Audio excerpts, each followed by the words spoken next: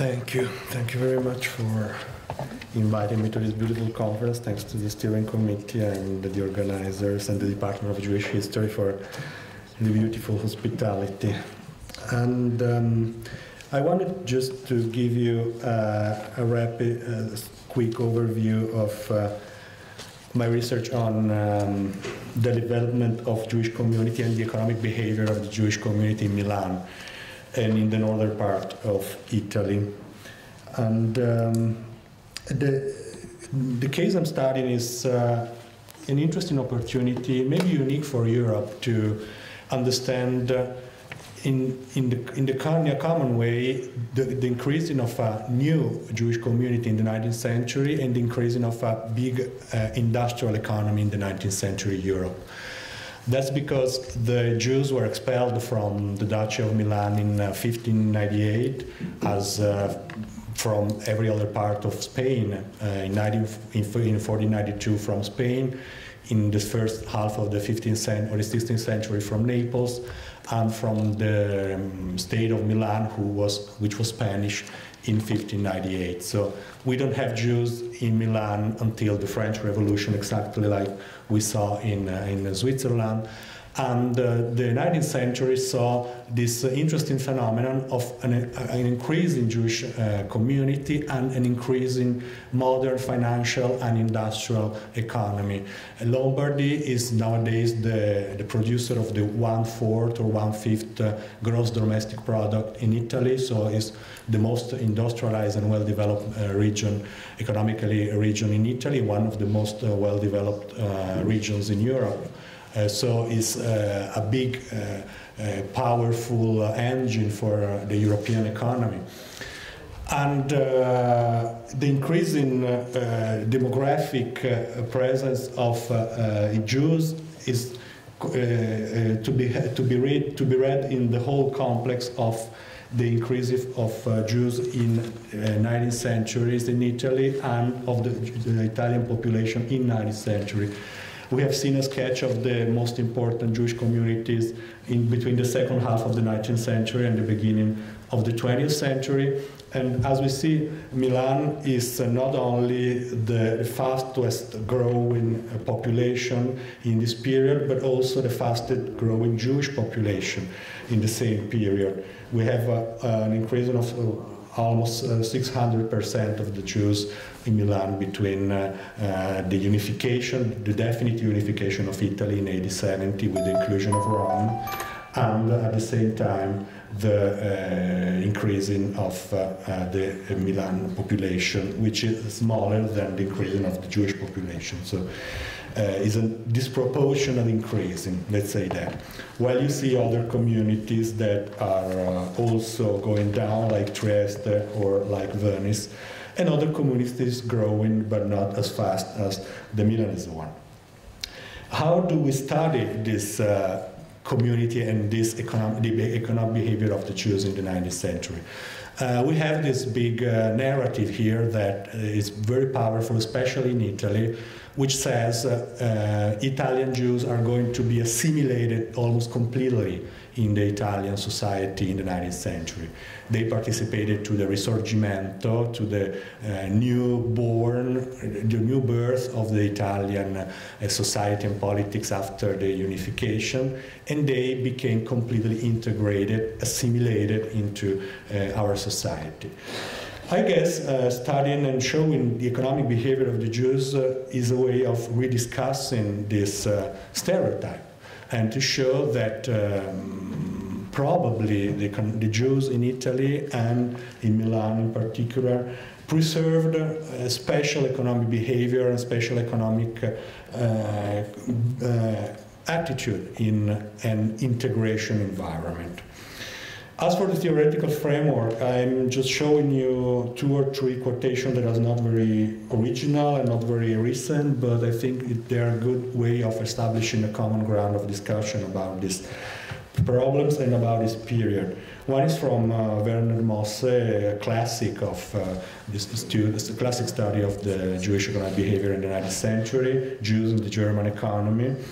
that stresses the fact that there is a connection, there is probably a connection between the diaspora, the dispersion of the Jews in the 19th century Europe, and some elements that can be a competitive advantage in some fields, within some fields. Mobility, internationalization of the economic relations, trust, network of trusts connecting people across the boundaries, and all of that, which is a sign of an historical discrimination, can become on certain condition an economic advantage. Another approach is the sociologist approach. The economic sociologists have been reflecting a lot in the last decades on the so-called ethnic businesses, and are showing us how immigrant groups and ethnic immigrant groups especially used in the past and do now establish some form of mutual support, solidarities, that can help to reduce the costs of discrimination. And these supports can be formal, can be institutional, we have saw it now, so organization and guilds, but can also be informal, can be support coming from single one-to-one social relationship or larger network of institution, or can be just philos, as some sociologists say, friendship, links between, informal links between friendship.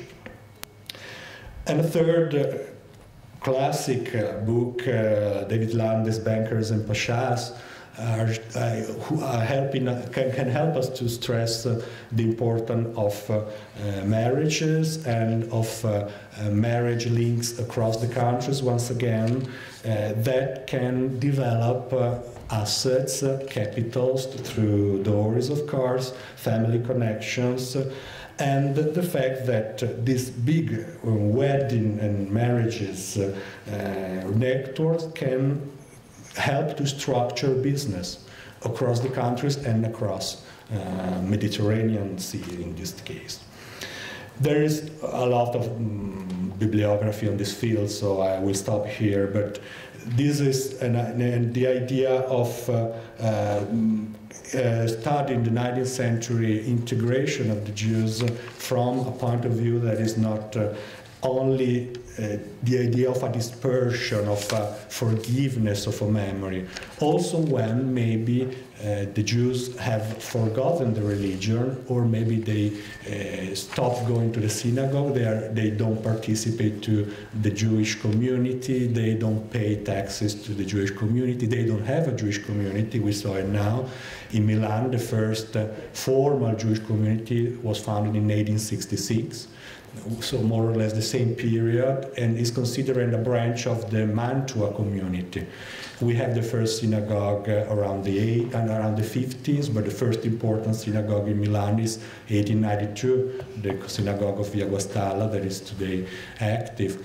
So the pattern is always the same. Migrants that don't feel immediately the need of institutionalize themselves in a synagogue, in a structured group, in a formal community, but they rely upon themselves, upon social links, upon networks.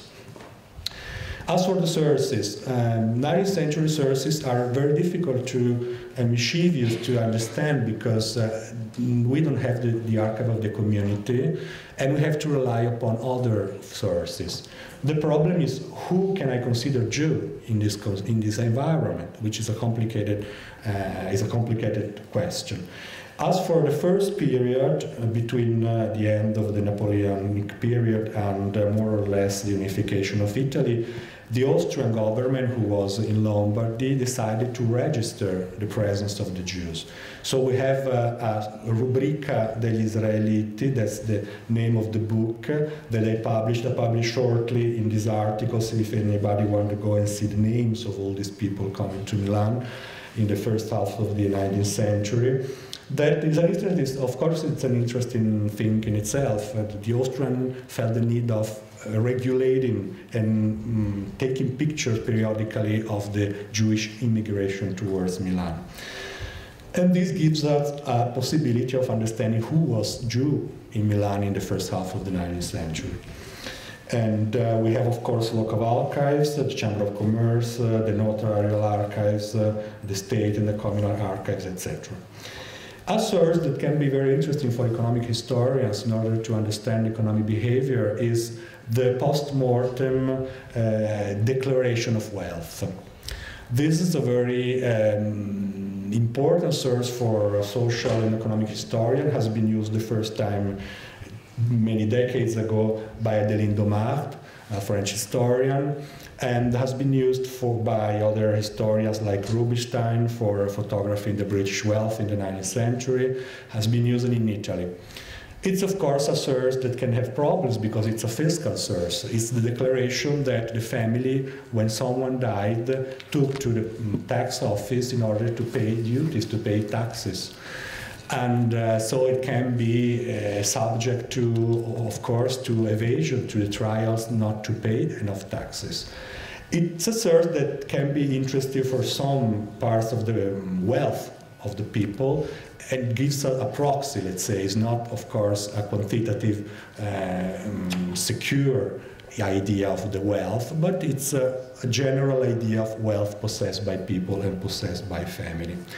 How can we select this declaration? They are 10,000, 100,000 for a big city.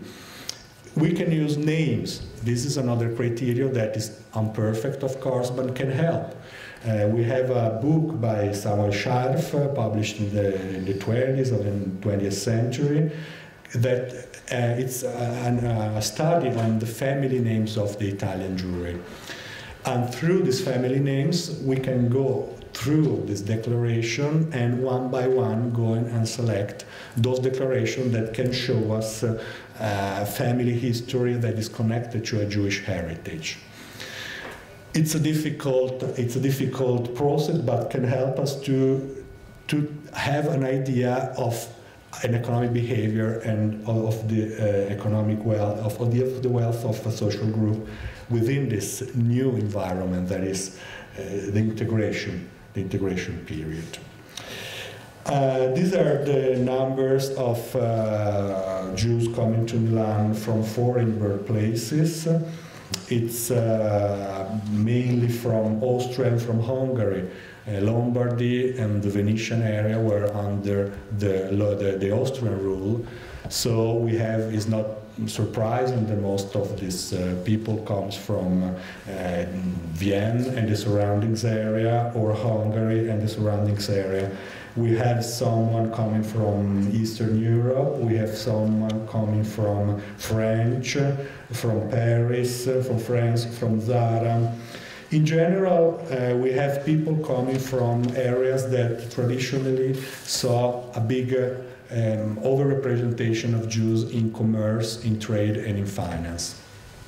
We have beautiful studies of Jewish and the Hungarian economy by Peter Hanak and other scholars. There is a beautiful book published here in Jerusalem in 1992. It has been edited by Michael Silber, and it's one of the most striking examples of a study on the economic behavior of European Jewry in the 19th century. And if we go through these names, these places, we may see that people coming from this area comes from an area who had a commercial, trading, and financial tradition as far as Jewish economic behavior. So we can just put it like this. A large part of foreign immigrants comes from Austrian or Hungarian town, where after Joseph II, encouraging policy toward Jewish activity, developed a range of activity that are usually commercial, but also in some cases, like Vienna, industrial. This marginalization of Jewish community, as Peter Hanak has stressed, can be on itself a way of taking advantage of specific patterns of exclusion and to find the way of developing a specific social and cultural constructed attitude to some kind of entrepreneurship in finance. These are more or less the activities of the trade held by Jews between Milan and the Austrian and Hungarian areas. Most of them were traders in goods that could be useful for the military or for the economic life of Lombardy. As far as Italy, this is more or less the picture. We have most of the Jewish from Milan in the 1966 born to Milan. So we have an established group that in a continuous ways live in Milan to 1866. And then we have Mantua, who is the first reference for the Milanese Jewry, Verona, Venice, Turin, Ferrara, and so on. As is well known, these were all communities where the Jews from centuries and centuries were specializing in big and small trade, in finance, in money lending. So Jews are migrating to Milan and taking with themselves a background of specific economic historical specialization, and also, I would say, a non-localistic attitude to marriages and social links. And I will show a bit later what I mean about that. The historiography on 19th century Italian, Lombardy, and Milanese elites usually stress the provincialism, the geographical isolation, the localistic attitude of these elites, while the Jews shows a very dynamic attitude to constructing links, to constructing business and social links, and to constructing wedding and marriage networks that differentiate them from the elites of the Italian state after the unification. Of course, there are differentiation. We have Jews coming from the Austrian and Hungarian area that are large-scale dealers, and we also have people who is poorer and comes from Bukovina, from Galicia, from the Sub-Carpathian Russia, that are another, of course, pattern of economic behavior. We also have to stress that they don't all have the same economic role in trade and in finance. This is the occupational distribution of the Milanese Jews to 1866. We have an overrepresentation of tradesmen, and we have some rentiers. We have landowners. Most of those landowners bought lands in their cities, original cities, so they keep the property of the land. When they come to Milan, they don't buy real estates in Milan. They usually keep the real estates and the lands they have in their original cities. This is an interesting phenomenon. And then we have less and less activities, and the most part is about trade. And when the Austrian rule ends with the unification of Italy in the 60s and in the beginning of the 70s of the 19th century, there is different destinies. Some of them goes back to Hungary and to Austria because they lose their links with the military. So they stop supplying goods to the military and they go back. Some of them stay in Milan and develop a local business. As a result, we have an overrepresentation in special sector of banking in Milan in the 60s or in the 70s. We have one Jewish banker on 3 bankers in Milan, according to the official record of the Chamber of Commerce, when more or less only 1 Milanese on 1,000 is Jewish in this period. So we have an overrepresentation, which is of course the result of the process we have shown. Let's skip this. And what about these duties to this wealth declaration? As I told you, this is a very difficult source to use, so this data has to be kept in a delicate way. we have this kind of pattern. I would show you mainly this table that is trying to confront the composition of the Milanese wealth Jews in the second half of the 19th century, 1862 to 1900, with two sample years of the whole population of Milan, 1871, 1881. So people who died in 1871, Milanese people who died in 71, Milanese people who died in 1881, Milanese Jews who died between 1862 and 1900. Well, if these numbers are credible, we might suggest that Jews maintains a strong attitude towards financial investments and financial activities. We have a high percentage of, let's say, 13% of Jewish wealth, let's call it this way, invested in bonds, in obligations, in shares, while at the beginning of the 70s, only the 3.60% of the Milanese wealth is invested this way, increasingly in the second half of the 19th century. The property of the land seems to be less widespread among Jews. It's only the 23% of the wealth declared in this period by Jews, while the Milanese population has the 41% of their wealth invested in land in the 70s and 26% in the 80s.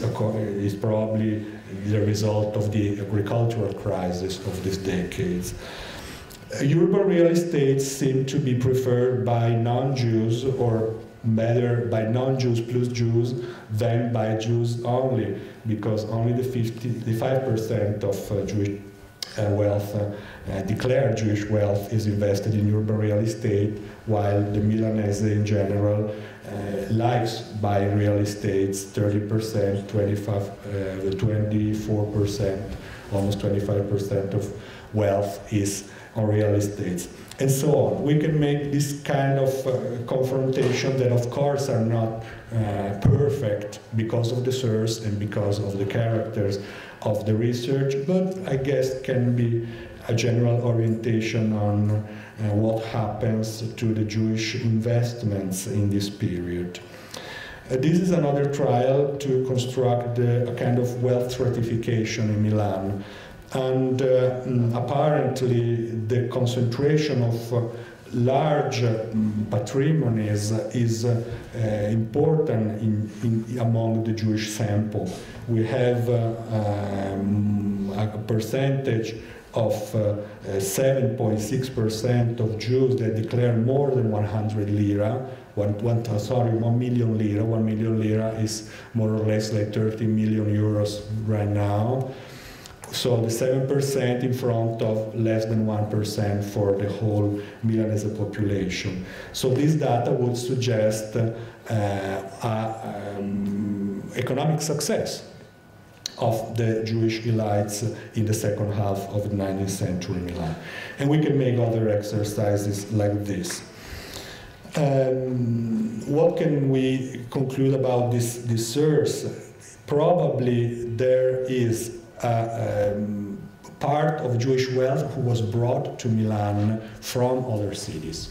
So it's not the fruit of an economic success in Milan. But another part of this wealth was formed in Milan in a period of great expansion of industry, of trade, and of finance. Which raises a lot of questions. Is this is the Jewish? I mean, the problem of taking wealth from outside is something that concerns to migration flows or to Jewish migration flow. This is a delicate and important question. Of course, if the Jews were not expelled from Milan, they could not come back. So there is something specifically Jewish in being expelled and coming back, of course. But there is something probably also typically migrant in migrating to an industrial city. There is not only Jew, of course, we don't have only Jewish migration towards Milan in the second half of the 19th century. So this is the typical problem of integration era, to try to formulate some suggestions, some hypotheses on a group that is undoubtedly, that without doubt is going to be integrated in our society and has some behaviors that are not specific. This is a small idea of people who declares more than 200,000 lira between 1862 and 1900 Jewish people. So these are the names. There are strong family patterns that links these people. So some of them are linked by family links, and it would be long now to go through the name of the families and to reconstruct the links, but I've been trying to do this on my book. But the book I've published in Italian now, I'm trying to work to an expanded and revised English version of that. What about the firm? I'm going to conclude. About the firms, we can notice that trade, financial, and banking firms owned by Jews have some characters, specific characters. First of all, they create specific so-called accomandite, so limited partnership with other Jews. So they prefer to keep the property of the business within the community or within familiar and social links between Jews. And we have the tendency of structuring firms in different cities. So many Milanese Jews are joint owners of commercial firms that are based in other cities, both Italian and foreign cities. And this can be, of course, a high point of competitiveness, and at the same time can also be a framework for in growing or also decreasing risks depending on the markets you are. Different situation investing in different geographical situation can be a way for decreasing or in some cases increasing risks. And we have a strong form of mobility. So we have people who found firm in Milan, and then they go back to Ferrara, they go back to Venice, they go back to Turin, and this implies the closure of the company in general. We don't have this many generations working in the same company. Most of this second half of the 19th century Jewish companies have short lives, and they usually are closed when Jews go away or die, and they following generation, they usually don't follow business, or they become middle class, they become lawyers, they become notaries, they become intellectual, artists, etc. This is a last point, and of course I will answer to all the questions. The problem of trust. Most of the bibliography on networks stresses that the main economic good that networks distributes is trust, which is a very important economic good, of course, that is more that works more fastly and circulates more rapidly among people who share the same ethnic ground or the same religion ground. This is a way of trying to measure trust through an instrument that are the letters of attorney. Letters of attorney is a way of delegating trust. A letter of attorney that is usually written in front of a notary is a way of saying from a businessman, you can have my sign, so you can sign instead of me.